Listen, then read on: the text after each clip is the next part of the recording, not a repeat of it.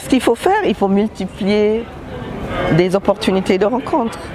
Il faut financer les rencontres.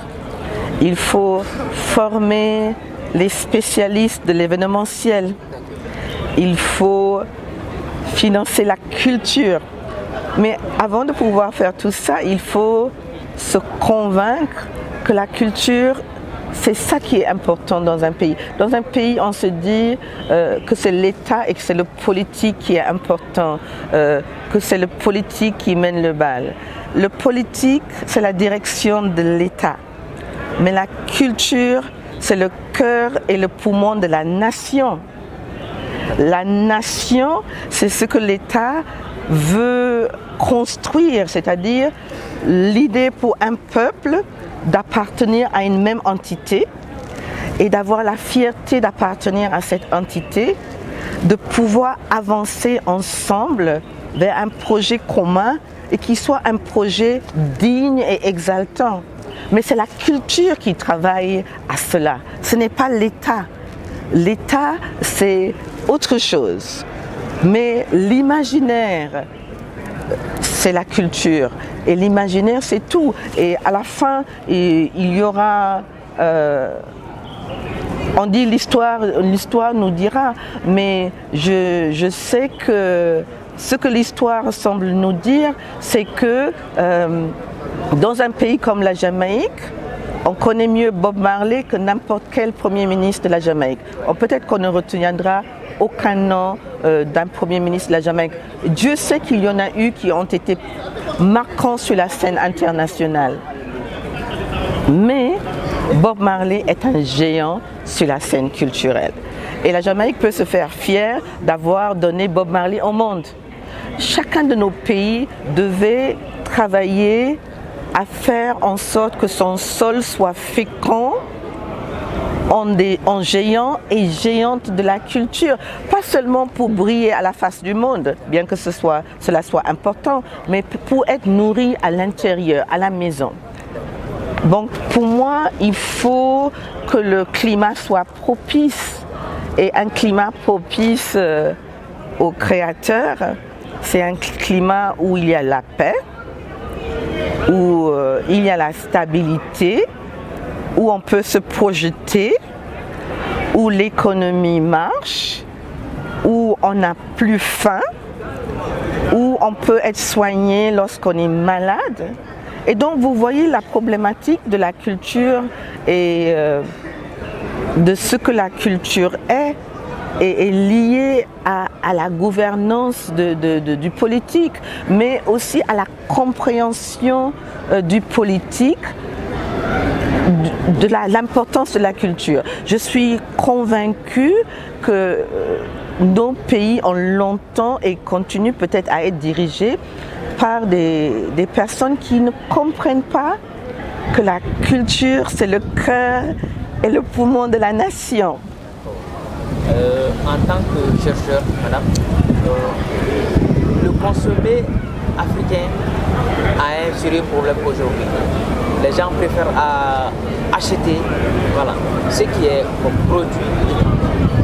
Donc maintenant, quel message avez-vous par rapport à ce qui puisse aller vers le consommé africain surtout? Moi je pense que c'est à chacun de... Tout le livre.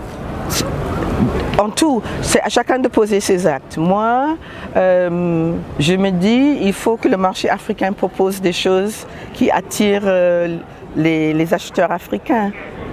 Il faut aussi que dans la mentalité des Africains, on puisse apprécier et valoriser ce qui vient de chez nous, qu'on puisse réussir chez nous ce que le Burkina a réussi par rapport au Faso d'Anfani.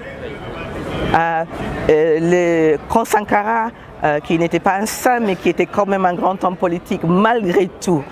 L'histoire est obligée de lui donner ça, malgré tout. Pourquoi je dis cela?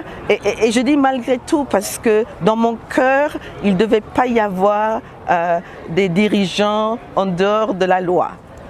Vous comprenez? Donc c'est à malgré tout que je tire mon chapeau à Sankara. Et pourquoi? Donc malgré tout et à mon cœur défendant, je suis obligée de le faire parce qu'il a eu il a eu l'idée de la nation, que la nation se construit dans le mental.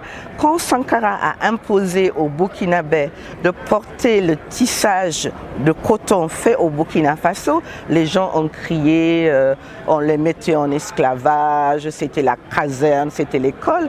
Actuellement, non seulement l'industrie du tissage et de la couture du Burkina se porte bien, mais partout en Afrique et au-delà, on arbore fièrement le Faso Damphani. Moi, la première, ma garde-robe est emplie d'habits de Faso Damphani parce que ce tissage se décline en tellement de couleurs, de tissus pour le jour, pour la nuit, plus ou moins épais, etc.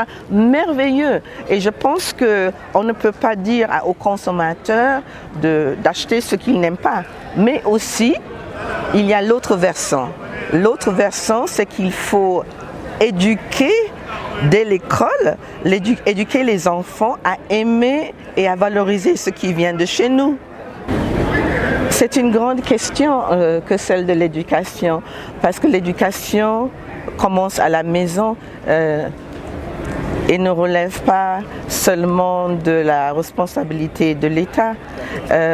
Mais encore une fois, comme avec la culture, il est important que nos États donnent leur importance à l'éducation.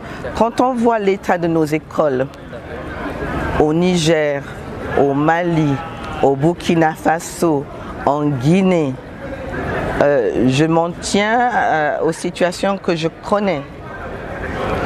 Quand on voit les lieux où les enfants sont censés acquérir le savoir scolaire, on se pose la question de savoir quelle valeur on donne à l'éducation. Donc déjà, il faut qu'on donne de la valeur à l'éducation en donnant aux enfants des lieux propres et corrects pour étudier, en formant et en mettant devant eux des élèves, des professeurs formés. Ce n'est pas le cas, on ramasse n'importe qui pour mettre devant les élèves pour les former, en payant correctement les enseignants. Et là, on pourra commencer à parler de la suite. Je suis heureuse d'être ici, en terre de Mali, et chez moi, à l'autre rive du Djoliba. Je suis heureuse d'amener Mano de l'autre bord, rencontrer ses frères maliens. Juste pour le petit mot, mon roman Mano de l'autre bord est dédié au fleuve Niger et à tous ses riverains. Donc c'est un livre pour le Mali aussi. J'espère qu'il trouvera des lecteurs au Mali et qu'il trouvera des lecteurs heureux. Je me dis, pour nous, il est important qu'on garde le courage, et qu'on garde l'énergie et l'espoir, mais il est difficile de garder le courage seul et il est important donc que nous soyons ensemble à garder le courage et qu'on nous parle de cela, qu'on nous parle des caps de nos vies, quels sont les caps de nos vies, parce que on est des pays jeunes et il faut que nous ayons de l'espoir. Voilà, un pays jeune a besoin de savoir où est-ce qu'il va. Merci beaucoup, madame. Je vous en prie. Merci.